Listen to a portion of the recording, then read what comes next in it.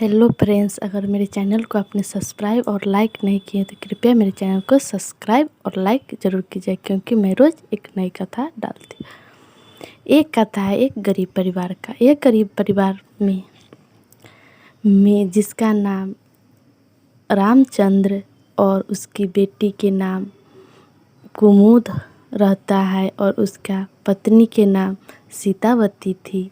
वह बहुत गरीब था। वह अपनी बेटी के पालन पोषण जैसे तैसे करती थी। एक दिन उसकी बेटी बहुत बीमार पड़ चुकी थी। उसके घर में इलाज करने के लिए उसके पास कोई पैसे नहीं थे। यह सोचकर रामचंद्र बहुत दुखी रहता था। वह सोचता था कि अब मेरी बेटी के कौन बचाएगा। अब मैं अपनी बेटी को कहाँ से पैसा लाऊं दवा के लिए, मैं इसे कैसे ठीक करूं। तो उसकी पत्नी पूजा कर रही थी, महादेव से अर्जी लगा रही थी, हे महादेव, अगर मेरी बेटी सही सलामत हो जाए तो आपका मैं चर्चा कराऊंगा और चर्चा मेरी बेटी भी करेगी। यह कहकर वह अपनी बेटी के पास जाती है भगवान जी की दया लेकर और उसे लगाती, और लगाते ही उसकी बेटी ठीक हो जाती है। कुछ दिन में उसकी बेटी सियान हो जाती है और बड़ी हो जाती है। वह 18-19 साल का हो जाती है। वह कॉलेज जाने लगती है। वह अच्छे से पढ़ने भी बहुत आगे थी, बहुत तेज थी और बहुत सुंदर भी थी। उसी उसी कॉलेज की एक लड़का जो मैनेजर था, उसका अपना फैक्ट्री था।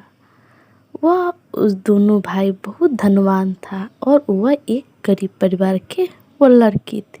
लेकिन कुमुद बहुत सुंदर थी। कुमुद के सुंदरता पर वह लड़का फिदा हो गया। वो हमेशा कुमुद के ही देखती रहती थी। यह तो महादेव का लीला है। देखिए, वह कुमुद को देखता था। एक दिन कुमुद का पीछा करते करते वह कुमुद के घर तक पहुंच गया। कुमुद के घर देखकर वह सोचने लगता है, कुमुद कितना गरीब है, वह कितना गरीब परिवार का। वह घर के ही बाहर झांकने लगता है। वह झांकने लगता है, तब कुमुद का पिता रामचंद्र ने उसे देख लेता है और उसे पूछता है, तुम कौन हो भाई, तुम अपना परिचय दो। वह कुमुद के पिता के पैर छूकर प्रणाम करता है। वह अपना परिचय बताता है। वह कहता है, मेरा नाम, उसका नाम सुमन था। वह अपना परिचय दिया। सुमन सुमन कहा और कहा, मैं बहुत मैंने धनवान परिवार से हूँ। मैं दोनों भाई एक ही साथ रहता है, बस मैं दो ही भाई हूँ। मेरा माता पिता बचपन में ही गुजर गए थे। मेरा अपना बिजनेस है, जो बिजनेस मैं दोनों भाई चलाता हूँ। वहाँ कुमुद के कोई चीज़ का दिक्कत नहीं होगा। मैं कुमुद का हाथ मांगने आपसे आई हूँ। कृपया बाबूजी मुझे कुमुद से शादी करना है। वह कुमुद से हंसी खुशी से राजी होता है और शादी कर देता है। वह कुमुद भी खुश हो जाती है। उसका माता पिता का कभी सोचा भी नहीं था कि इतना बड़ा घर में मेरी बेटी जाएगी, मेरा बेटी की शादी होगी, और कुमुद भी नहीं सोची हुई। कुमुद का शादी हो गया और वह अपना सुमन के साथ अपना ससुराल गया। वहाँ सोनिया नाम की उसकी दादी जेठानी थी और उसके भाई का नाम सुरेश था। वह दोनों सोनिया बहुत धनवान परिवार का था। वह उसका अपने पैसे और दौलत पर गुरूर था। वह कहती थी, इतने जेवर, कुमुद के कहा, इतने जेवर लाद कर मत घूमो, तुम्हें भारी लग रहा होगा। कभी तो तुम इतना जेवर देखा भी नहीं होगा और भारी भी लग रहा होगा। जाओ ये जेवर उतार दो और कपड़े चेंज कर लो। कुमुद अपने रूम में गया और अपने जेवर सब उतार कर और कपड़े चेंज कर बाहर आया। वह उसकी माँ जो साड़ी दी हुई थी, वह ही साड़ी वह पहनी थी। तो उसकी जेठानी सोनिया कहती है, यह क्या है, यह गरीब वाला साड़ी, इतनी सस्ती वाला। कहती है, ये साड़ी तुम पहन के मेरे घर के नाक कटवाओगी क्या? इतने बड़े घराने में शादी जो हुआ है और चलने और बोलने के ढंग नहीं है। जाओ ये साड़ी लो और जाओ चेंज कर कर आओ। वह साड़ी लेकर अपने रूम में गया और कुमुद चेंज कर कर आया। और तभी उसके पिता तब सोनिया जाती है कुमुद के रूम में, तो वहाँ देखती है एसी चालू रहता है। वो फिर आती है और कुमुद पर चिल्लाती है, क्या महारानी, तुमने रात भर एसी चालू करके ही रखा हुआ था? क्या बिल तेरा बाप भरेगा? वह कुमुद को बहुत जली खोटी सुनाती है और कुमुद चुपचाप सुनकर रोने लगती है अपने कमरे में आकर।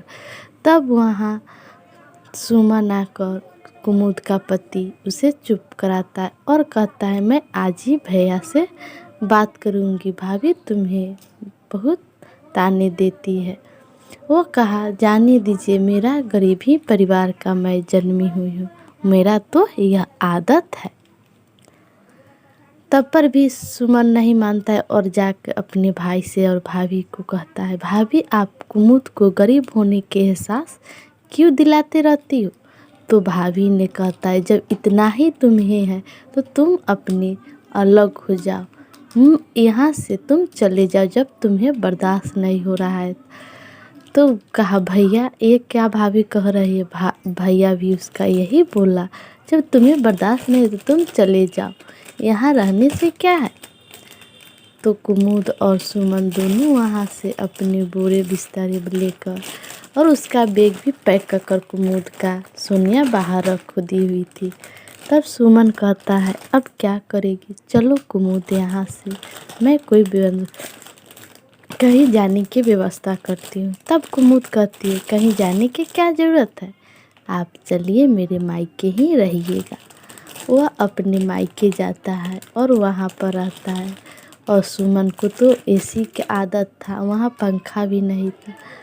तो कुमुद सोचने लगता है और उसे पसीना बहुत आ रहा रहता है।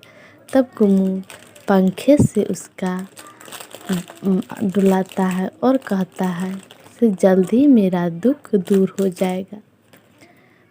फिर शिव गुरु के कुमुद सुमरन करती है और उसे बैंक में जॉब लग जाता है। उसका पति का भी जॉब हो जाता है, दोनों जॉब करने लगता है और कुछ ही देर में पहला सैलरी से वह एसी खरीदता है और वो अपना पिता को कहता है, देखिए पिताजी, अब मेरे घर भी एसी है, अब हम लोग आराम से रह सकते हैं एसी में। लोग भी देखेगा तो कहेगा, हाँ गरीब के घर भी एसी है, कोई अब हमें ताना नहीं देगा। और सारा आस पड़ोस के पड़ोसिन सब आकर उसमें रहती थी और सुमन के माँ कुमुद के माँ से गप्पे लड़ाती थी। कुछ दिन के बाद सोनिया और उसका पति दोनों घर कुमुद का घर आया और पूछा, कुमुद का घर कौन है? तब कुमुद उधर से निकल कर बोलती है, जेठ जी आप है, आइए अंदर तो आइए। तो कुमुद से और सुमन से दोनों भाई और भाभी क्षमा मांगने लगती है और कहती है, मैं जो किया उसका मेरा पाप का फल मिल चुका है, अब हमें माफ़ कर दो। मेरे पास रहने के लिए कुछ भी नहीं है, यहाँ तक कि लोन लिए हुए थे वो भी घर बेचकर सधाना पड़ा, आप मुझे माफ़ कर दीजिए।